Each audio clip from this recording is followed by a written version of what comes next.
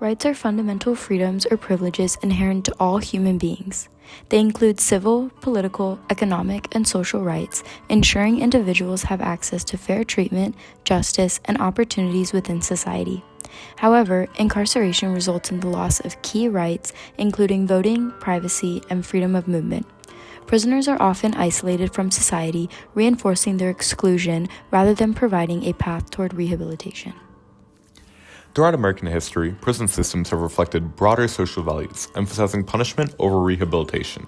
Two major examples, Alcatraz and the Texas State Penitentiary at Huntsville, demonstrate the extremes of incarceration and the evolving debate over prison rights. Established in 1934, Alcatraz became a maximum security prison designed for the most dangerous criminals, including Al Capone and Robert Stroud. So the men out here were guaranteed basically four things. They were guaranteed food, shelter, medical attention, and everything else was pretty much a privilege. So essentially, they had to earn their ability to do things aside from their basic kind of needs. Upon arrival, prisoners encountered a stark reality. You are entitled to food, clothing, shelter, and medical attention. Anything else you get is a privilege. This approach reinforced the notion that prisoners had no rights beyond the bare minimum for survival. With no rehabilitation programs, Alcatraz demonstrated the failure of extreme punitive measures. In 1963, it was shut down, highlighting the need for reforms that considered prisoner rehabilitation rather than just containment. Alcatraz was all the men they felt had no chance of rehabilitation. These men were deemed to be incorrigible. They were sent to Alcatraz specifically because there was deemed to have little or no hope of actually reforming. So at this prison, out of all the ones in the Bureau prison system, there was almost zero rehabilitative efforts. Opened in 1849, the Huntsville unit, Texas's oldest prison, became infamous for its execution chamber, home to the most executions in U.S. history. From 1924 to 1964, 362 inmates were executed by electrocution, replaced in 1982 by lethal injection.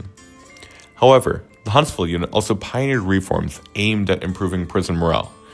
Under General Manager Marshall Lee Simmons, the prison introduced recreational programs, modernized facilities, and even launched the Texas Prison Rodeo, drawing over 100,000 spectators. These changes reflected a shift towards acknowledging prisoners as members of society capable of reform. Despite these historical shifts, the U.S. continues to have the highest incarceration rate globally. While 95% of inmates will eventually be released, many lack the skills and support to reintegrate into society successfully. The failure to rehabilitate leads to high recidivism rates, burdening both the justice system and communities. Some argue that criminals deserve the consequences of their actions, but true justice includes the opportunity for redemption. Further, wrongful convictions highlight the need for a fair system that does not permanently destroy lives. The Eighth Amendment guarantees prisoners protection from excessive force and cruel treatment, while the United Nations Human Rights Commission states that prisoners must be treated with dignity and respect regardless of their crimes. So I think that was one, providing an environment of hope, establishing that with every inmate, a relationship, and let them know my sincerity on hope. It was also very important for me to let that inmate and convince that inmate it was my responsibility to take care of his safety. Throughout the years, Huntsville wardens have assumed the same sense of responsibility for the well-being of its prisoners. All inmates of all capacities have general same crimes and sentences and things of that nature. Every unit has a little bit of a different culture about it. And you have to, one, understand your culture before you can have any effect on it, I believe. But one thing that was a constant, regardless of what that culture was creating and maintaining an atmosphere, which is probably the best way of providing a man hope. And the reason I say that is because anybody without hope can become a very dangerous person very quickly. So I always believe that if you created an environment of hope, that guy has a reason for getting up. Today, organizations like the Prison Entrepreneurship Program demonstrate the effectiveness of rehabilitation. Since 2004, PEP has helped over 3,300 inmates develop business skills, leading to an over 100% employment increase within 90 days of release from prison, along with over 500 businesses being launched by graduates, and nearly 100% long-term employment increase compared to the 50% national unemployment rate for ex-prisoners. So I myself was incarcerated from 2018 to July of 2023. I did about 5 years, 9 months. I was a graduate of the Prison Entrepreneurship Program. I graduated of class fall of 22. I myself was released to Houston to one of the 3 transitional houses that we had to offer. And I was on the ankle monitor as well. I've never lived a day in my life in Houston, Texas. I was employed by the organization about 60 days out of the penitentiary. I started as an entry-level case manager, and back in July of 2024, I've gotten now promoted to the reentry department manager. So I know firsthand both sides of the program. I know the client aspect, and I know the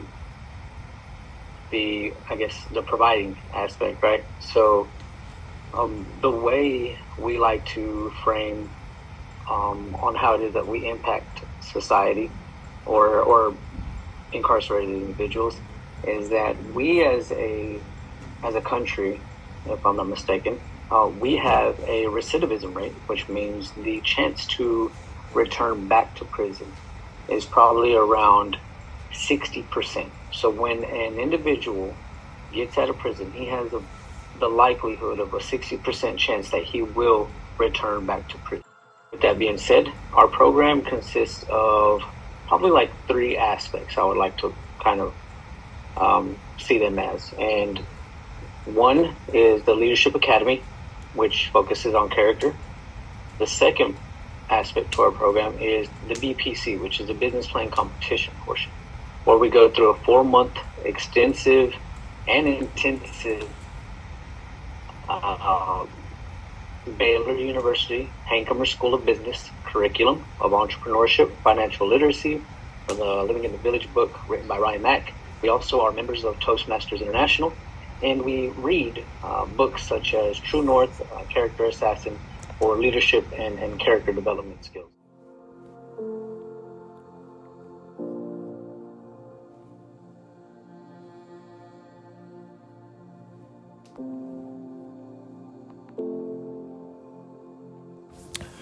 Programs like these prove that rehabilitation benefits are not just for inmates, but society as a whole. By preparing prisoners for reintegration into society, the justice system can reduce crime rates and build stronger communities. That recidivism rate of 60% for an individual that has not gone through our program is 60%. When we graduate from the program on the inside, our recidivism rate goes down to 10%. Justice is not about punishment. It is about fairness, responsibility, and opportunity. Society has a duty to ensure prisoners have a path to redemption, aligning with constitutional and human rights principles. That's the way you rehabilitate. You don't lock away. You don't put somebody and put them in the timeout. You've got to have the understanding. You have to have the connection, the correction, and then the direction in which they should go next. Because if there is no connection, there is no communication, then you just doing the correcting. Well, there's 2 parts of that process that you're leaving out. So you're not going to get the best result. The question remains, if the majority of inmates will one day re-enter society, shouldn't we focus on preparing them to succeed rather than setting them up to fail?